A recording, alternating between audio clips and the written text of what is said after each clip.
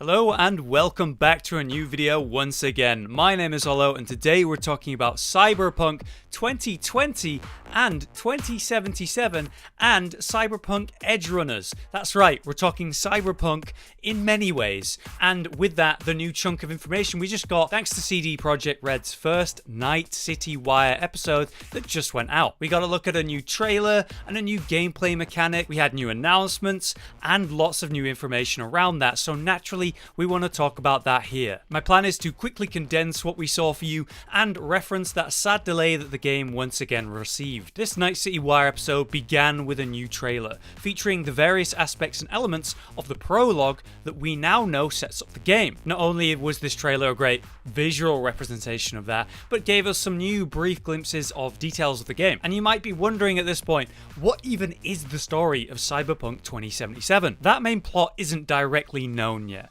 but we finally have some details to its setup. You and your best friend Jackie are basically working together to survive the rough streets of Night City. Like mercenaries or thugs for hire, you end up working for this golden arm fella called Dex. Dex wants you and Jackie to go after this massive corporation and steal a certain chip from them. The details aren't made clear to you, but the offer on the table is just too good to ignore, as dangerous as it is. In stealing that chip, things don't go perfect by any definition, but you do make it out alive, hopefully with that chip in tow. And upon bringing that chip back to Dex, he kindly betrays you and Jackie since you brought him this extremely valuable item and he doesn't really feel like paying you on his promised price. Somehow we survive this encounter, barely, and we find that that chip appears to still be implanted in your character V somehow. And inside that chip is the digital ghost of Johnny Silverhand, aka the dude Keanu Reeves is playing, who just so happens to be a major player in the story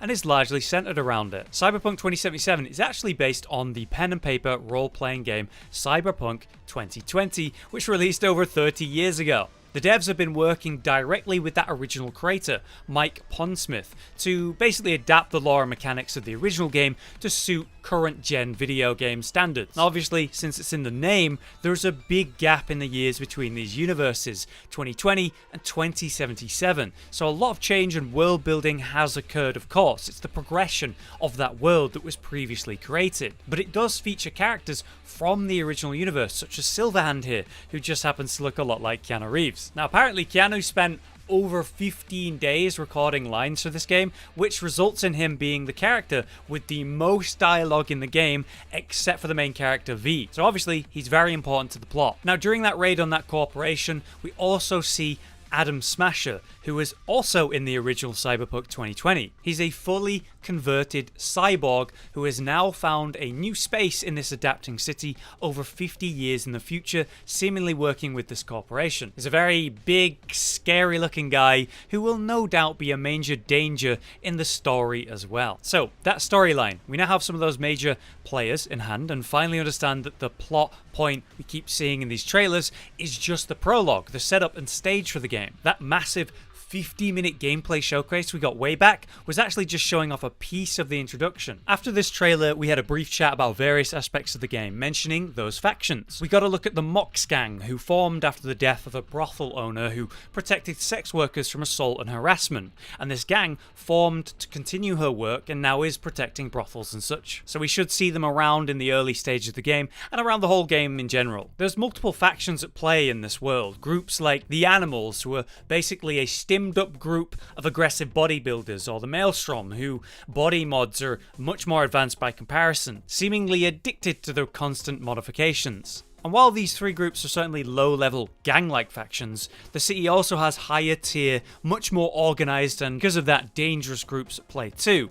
These massive organisations and corporations, such as the one we steal the chip from, are these types. They handle the manufacturing of like everything in the city and therefore hold much more influence over the city and its population as a whole by comparison, even more so than the government. Speaking of factions, we also have the Badlands, which is the outside of the city itself, this area, a massive district known as the Badlands. It's a massive and deadly desert that stands in stark contrast to the populated and life-filled city that it surrounds. And because it's considered its own district, we're actually able to freely explore it however we'd like. And in that, we'll encounter another faction known as the Nomads, roaming around in bands of heavily modded vehicles, which seems very Mad Max in nature, which I'm very excited to see more of. Next up was the in-depth showcase of BRAINDANCE, the new mechanic that should feature heavily in the gameplay, which allows us to enter the memories of other characters and relive certain moments or situations as if we were them. The vibe of this mechanic is very intense.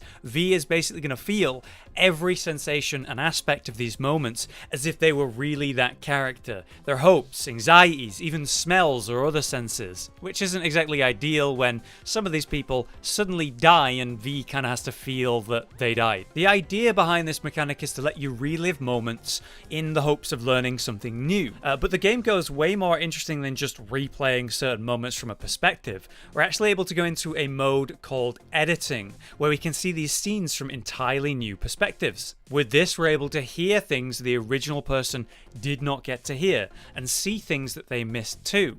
And in doing so, uncover the secrets of the events we're watching and solve the mysteries inside of them. It's used as a story tool to give us a keyhole into the residents of Night City. Now, in regards to the lore of this mechanic, it was apparently originally invented in the early 2000s as a way to record people's experiences, and that would allow them to use it for, say, therapy or in a police environment as evidence. These days, though, it's used for more varied entertainment, video games, adult fare, that kind of thing. But for us, mechanically, it's a way to progress our personal investigations and uncover secrets, which is a really cool way to give us, the player, much more charge of investigations than in any game I've played before. A good example or comparison would be the Batman games, where we press one button and then kind of see everything, even through walls and that kind of thing. Very OP.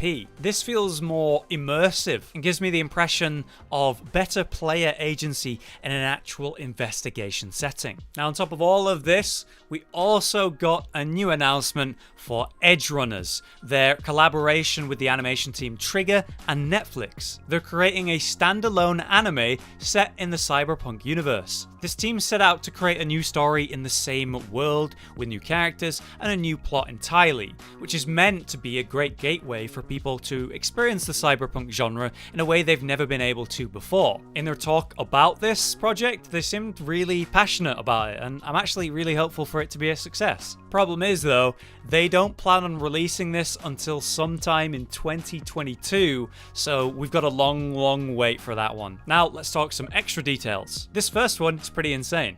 If we buy the game for a PlayStation 4, we can then in the future use that same PS4 CD with a PS5 after that releases. So you'd be able to play the game that you bought for PS4 on a PS5 with no issues. And I have to wonder, will this just be a way to play the game as a platform, or an actual improvement mechanically, like take your PS4 disc, put it in the PS5, and now it feels like it was originally a PS5 game? We definitely didn't get the details on that, but either way, it's still incredible that they would do this. Massive props to the team behind this choice. I would love to see this kind of thing with any other titles in the industry. And on top of that, Select Media have been getting short hands-on with the game, and apparently now they're able to share their experiences across the platforms, be it YouTube videos or write-ups, so they should be all over the place right now for you to check out if you want to hear from people who have had their own experiences with the game. And finally, as I mentioned all the way at the start of the video, CD Projekt Red has unfortunately announced that the game has been delayed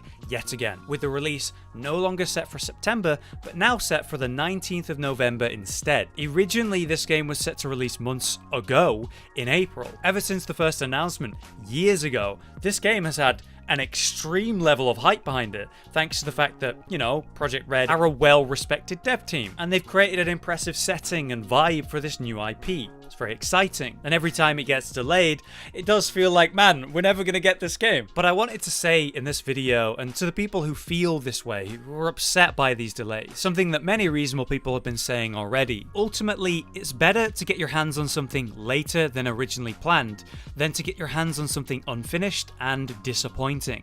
It's better to have your hopes fulfilled eventually, rather than to have them crushed on schedule. Crunch time is a terrible work ethic that has been enforced long term on many projects in the gaming industry. Instead of just being like, oh, 2 weeks where they work really hard, it seems like devs are being forced to be in crunch time for the entire multiple year process of developing a game. To say the least, devs have been thoroughly mistreated by publishers and this industry as a whole for years. And I think we should be cheering for extra time that they're given when it's necessary, which it clearly is in this example. Obviously, we're still going to continue to see games released before they should be, like say Crucible or even perhaps the upcoming New World, both from Amazon Games. Good examples of why don't you just finish your game before you release it? And there's a lot of aspects involved a question like that, but I just think that the more players respect devs and give them the time that they need to create brilliant experiences,